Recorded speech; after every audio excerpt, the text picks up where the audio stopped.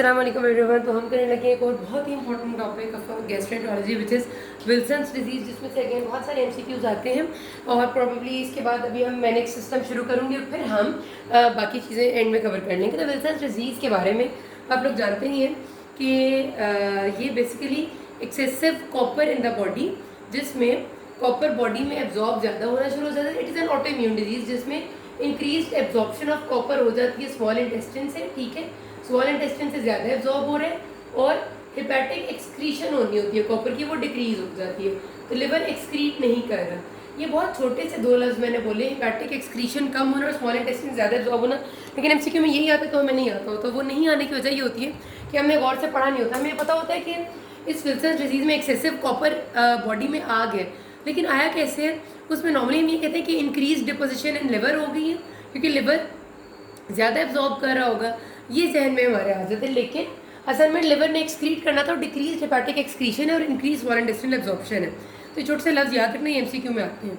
Wilson disease है क्या? सबसे इंपॉर्टेंट एमसीक्यू ये कि ऑटोसोमल रिसेसिव है इन इनहेरिटेंस, ठीक है। जैसे हमारी हीमोक्रोमेटोसिस ऑटोसोमल रिसेसिव है, ये भी ऑटोसोमल रिसेसिव है। और ये होती क्यों है? क्योंकि डिफेक्ट होते हैं ATP7B जीन में, which is located on chromosome 17।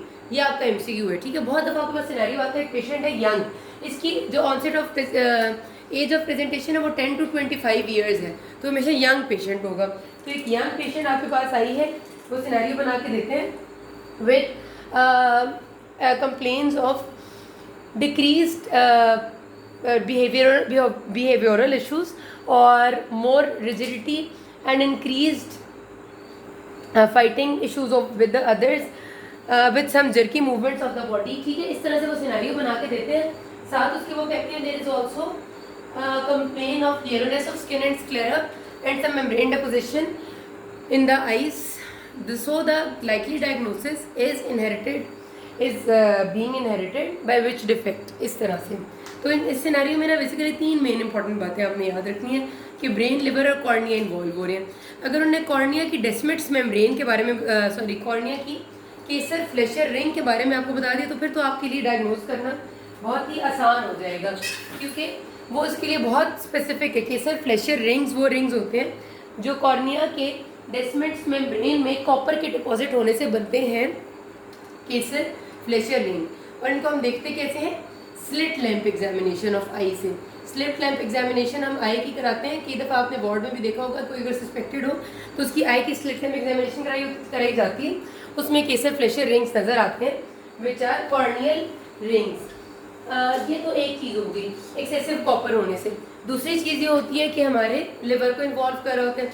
Liver के सिंपल DCLD वाला सिरोसिस वाला पैटर्न डेवलप होता है, और अगर वो डिकॉम्पनसेट करके तो डिकॉम्पनसेटेड लिवर डिजीज़ वाला, यानी लिवर पहले हेपेटोमेगली होगी, फिर श्रंक हो जाएगा, स्प्लीनोमेगली आ जाएगी, एसाइटिस आ जाएंगी, ये पैटर्न होता है। और ब्रेन में जब डिपॉजिट होता है, सबसे इंपॉर्टेंट फैक्टर फीचर्स यहाँ आते हैं कि ब्रेन में इसकी डिपोजिशन की फेवरेट जगह है आपका कॉर्डेट न्यूक्लियस। कॉर्डेट न्यूक्लियस में भी आपको पता है कि वो वाला एरिया है जो आपके बिहेवियर को मेनली कंट्रोल कर रहा है, जो आपके दूसरों के साथ बर्ताव को मेनली कंट्रोल कर रहा है, जिसमें आपका फुटामेन एंड ग्लोबस पैलिडस है। इन दोनों में से भी जो मैक्सिमम इसकी डिपोजिशन की जगह है वो ग्लोबस पैलिडस है। ये भी आपका एमसीक्यू आता है। कॉर्डेट न्यूक्लियस या ग्लोबस पैलिडस में से एक चीज़ लिखी होती है, तो ग्लोबस इसकी मैक्सिमम डिपोजिशन की जगह है जो ब्रेन में है, जो मेनली बिहेवियर्स को कंट्रोल कर रहे हैं। और जब ब्रेन में इसकी डिपोजिशन होती है तो उसकी वजह से बिहेवियरल इशू सबसे पहले आते हैं। पेशेंट बहुत गुस्से वाला होगा, सबको मार रहा होगा, इरिटेबिलिटी होगी, वो बातचीत नहीं सही से कर रहा होगा। तो ये सारे फीचर्स इसके अंदर आ जाते हैं जब पेशेंट का ये ब्रेन में डिपॉजिट होता है। इसके साथ आपके 2-3 दफ़ा ऐसे एमसीक्यू आए में कि which of the following is a feature, ऐसे लंबा सा सिनेरियो बना देंगे और बता देंगे पेशेंट को विल्सन्स डिजीज़ था, और बताएंगे which of the following is a characteristic feature of a patient with Wilson's disease. तो वो जो विच ऑफ द फॉलोइंग है ना, उसमें उन्होंने बड़ी वेग सी चीज़ें लिखी होंगी। उनमें से आपने 3 नाम याद रखने हैं, एस्टेरेक्सिस, कोरिया एंड डिमेंशिया। ये तीनों अलग अलग दफ़ा एमसीक्यू में आए हुए हैं। बाकी 4 ऑप्शंस कुछ और दी होती हैं और इनमें से एक दी हुई होती है। कोरिया का मतलब होता है jerky movements of one part of the body. Dementia का मतलब है भूलजन, और एस्टेरेक्सिस भी फ्लैपी मूवमेंट्स होती हैं। तो ये सारी चीज़ें इसका पार्ट है, ठीक है। तो और बाकी चीज़ें नहीं है, बाकी तो मैंने आपको बताया ग्लोबस पैलिडस में डिपॉजिट होगा तो बिहेवियरल चेंजेस आएंगे। ये तीनों जो फैक्टर्स फीचर्स है ना, ये विल्सन्स में आते हैं, तो वो आपसे 5 ऑप्शन देके कहते हैं कि इनमें से क्या विल्सन में आता है। इन तीनों में से कोई भी एक नाम है तो वो इसमें पार्ट है। एस्टेरेक्सिस, कोरिया एंड डिमेंशिया और पार्किंसन लाइक फीचर्स भी आ सकते हैं, लेकिन ये लेट ऑनसेट होते हैं। एक और एमसीक्यू बहुत इंपॉर्टेंट आते हैं कि विल्सन डिजीज का सिनेरियो बना के पूछते हैं कि अगर पेशेंट को विल्सन है तो बच्चों में, चिल्ड्रन में most common area of presentation क्या होता है, तो लिवर चेंजेस बच्चों में मोस्ट कॉमनली प्रेजेंट होते हैं और न्यूरोलॉजिकल इश्यूज यंग एडल्ट्स में प्रेजेंट करते हैं। अगर एक पेशेंट है जो 20 से 22 साल की उम्र में प्रेजेंट किया तो 99% चांस है कि वो किसी न्यूरोलॉजिकल इशू के साथ आई होगी। लेकिन अगर एक बच्चा है जो 10 या 12 साल की उम्र में आए तो लिवर चेंजेस के साथ 90% CLD के फीचर से आया होगा, जॉन्डिस वगैरह। ये बातें याद रखनी है। ये सब आपके एमसीक्यू है, एक एक लग। क्रोमोसोम नंबर 17 है, ये भी एमसीक्यू है। ATP7B जीन है, ये भी एमसीक्यू है। फिर इन्वेस्टिगेट कैसे कराना है, एक तो मैंने आपको बता दी कि स्लिट टर्म एग्जामिनेशन आए की करानी है, कैसे फ्लैशरिंग देखने के लिए।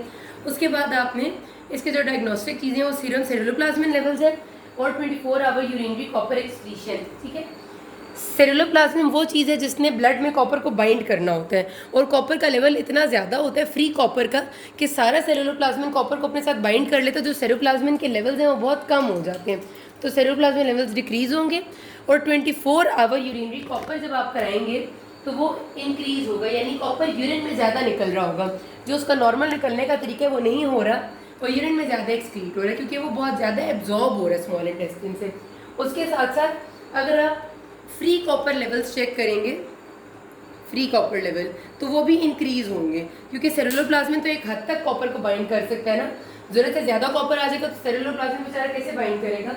इस वजह से free copper levels increase, ceruloplasmin level decrease and urinary copper excretion increase. ये 3 चीज़ें हो जाती हैं, इनसे आपका डायग्नोसिस बन जाता है। अब मैनेजमेंट कैसे करनी है, कॉपर चिलेटिंग एजेंट से। पेनिसिलामीन इज़ द ओनली लाइसेंस्ड इसकी अभी तक मैनेजमेंट जो हम करते हैं। बाकी सारी मैनेजमेंट्स में कोई और ऐसी ड्रग नहीं आई जो लाइसेंस्ड हो। पेनिसिलामीन से कॉपर चिलेट हो जाता है ब्लड में से। ट्राईएंटीन हाइड्रोक्लोराइड एक चीज़ है जो अभी तक ट्रायल्स चल रहे हैं, ठीक है, ट्राईएंटीन डाईहाइड्रोक्लोराइड, लेकिन अभी तक ये लाइसेंस नहीं कि नाम आ जाए तो ये देख सकते हैं, हो सकता है कभी आ जाए। ये बात खत्म है, किसी कोई मतलब कि नाज़मी। Thank you.